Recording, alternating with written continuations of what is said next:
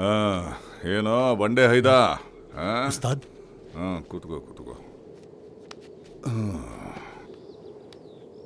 ಏನು ಬೆಳಗ್ಗೆಯಿಂದ ಮನೆಗೂ ಹೋಗದೆ ಗರಡಿ ಮನೆ ಕಡೆಗೂ ಬರದೆ ಈ ಬಂಡೆ ಮೇಲೆ ಕೂತ್ಕೊಂಡು ಏನು ಮಾಡ್ತಿದ್ಯಾ? ಅದು ವಿಷಯ ಎಲ್ಲ ಗೊತ್ತಾಯ್ತು. ಅದಕ್ಕೆ ಈ ದೊಡ್ಡ ಬಂಡೆ ತಲೆ ಮೇಲೆ ಬಿದ್ದು ನಂಗೆ ಆಡ್ತಿದ್ಯಾ? ನೋಡು, ಬಂಡೆ ಎಷ್ಟೇ ಗಟ್ಟಿ ಇದ್ರೂ ಅದನ್ನ ಹೊಡೆಯೋದಕ್ಕೆ ಒಂದು ಸುತ್ತಿಗೆ ಸಾಕು. ಸಾತ್ಸವನಿಗೆ ಪ್ರೀತಿ ಬಂಡೆ ಆಗಬಾರ್ದು, ಅದನ್ನ ಹೊಡೆಯೋ ಸುತ್ತಿಗೆ ಆಗಬೇಕು. ನೀನು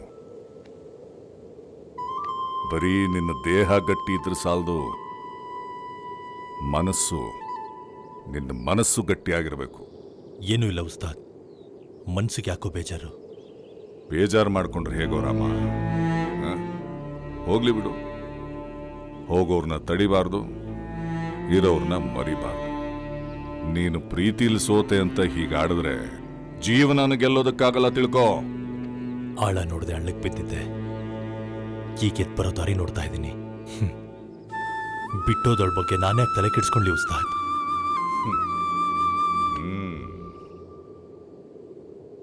ಬೆಳಗ್ಗೆಯಿಂದ ನಿನ್ ಜೊತೆಲಿ ಕುಸ್ತಿ ಆಡ್ಲೇಬೇಕು ಅಂತ ಒಬ್ಬ ಕಾಯ್ತಾ ಇದ್ದಾನೆ. ಯಾರು ಉಸ್ತಾದ್? ಸಲೀಂ.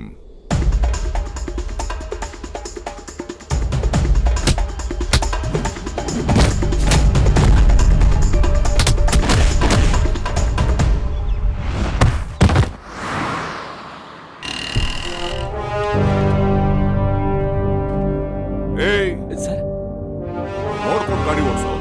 Sorry sir.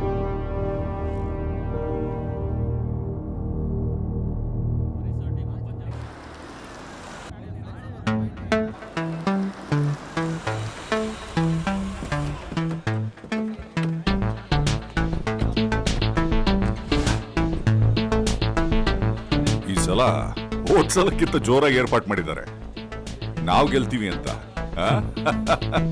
ಬಾ.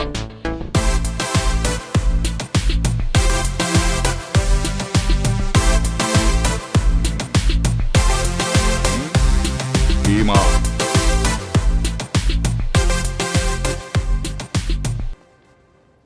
ರಾಮ, ನಿನ್ನ ಇಷ್ಟು ವರ್ಷದ ಪರಿಶ್ರಮಕ್ಕೆ ಪ್ರತಿಫಲ ಸಿಗೋ ಅಖಾಡ ಇದು. ಇಲ್ಲಿಗೆ ಬರೋ ಎಲ್ಲಾ ಪೈಲ್ವಾನ್ರಿಗೂ ಒಂದೇ ಆಸೆ, ಇಲ್ಲಿ ನಾವೇ ಗೆಲ್ಲಬೇಕು ಅಂತ.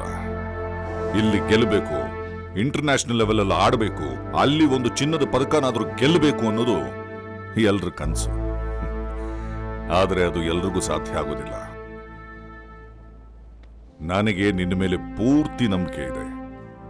ಈ ಅಖಾಡದಲ್ಲಿ ನೀನು ಗೆದ್ದೇ ಗೆಲ್ತೀಯ ಅಂತ. ನಿಮ್ ಕನ್ಸು ನನ್ಸಾಗತ್ತೆ ಉಸ್ತಾದ್. ಏ, ನೀವೆಲ್ಲ ಇಲ್ಲೇ ಇರಿ, ನಮ್ಮ ಮ್ಯಾಚ್ ಯಾವಾಗ ಅಂತ ಕೇಳ್ಕೊಂಡ್ಬರ್ತೀನಿ. ನಮಸ್ಕಾರ ಸಾಹೇಬ್ರೆ. ಓ ನಮಸ್ಕಾರ ರುದ್ರಣ್ಣ, ಹೇಗಿದ್ದೀರಿ? ಚೆನ್ನಾಗಿದ್ದೀನಿ ಸಾಹೇಬ್ರೆ. ರುದ್ರಣ್ಣ, ನಿಮ್ ಮ್ಯಾಚು ತಮಿಳ್ನಾಡು ತಂಡದ ಮೇಲೆ ಹಾಕಿದೀವಿ. ಆ ಕುಸ್ತಿಪಟು ಅಷ್ಟೇನು ಸ್ಟ್ರಾಂಗ್ ಆಗಿಲ್ಲ. 1-2 ರೌಂಡ್ಗಾದ್ರೂ ನಿಮ್ಮ ತಂಡ ಇರಲಿ. ಯಾರ ಮೇಲಾದ್ರೂ ಹಾಕಿ ಸಾಹೇಬ್ರೆ, ಹೆಬ್ಬುಲಿನೇ ಕರ್ಕೊಂಡು ಬಂದಿದ್ದೀನಿ. ಆದ್ರ ಮುಂದೆ ನಿಂತ್ಕೊಳ್ಳೋದಕ್ಕೆ ಗುಂಡಿಗೆಲಿ ಗಟ್ಸಿರ್ಬೇಕು. ಹೌದಾ? ಯಾರು ರುದ್ರಣ್ಣ? ಅಲ್ಲಿದ್ದಾನೆ ನೋಡಿ.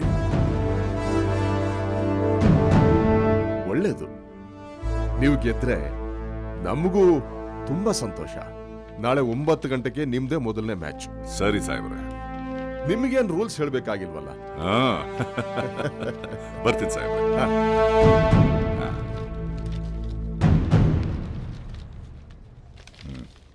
ನಾಳೆ ಬೆಳಗ್ಗೆ 9 ಗಂಟೆಗೆ ಮೊದಲನೇ ಮ್ಯಾಚ್ ನಿಂದು ತಮಿಳ್ನಾಡು ಮೇಲೆ. ನಡ್ರಿ ರೂಮ್ಗೆ ಹೋಗೋಣ.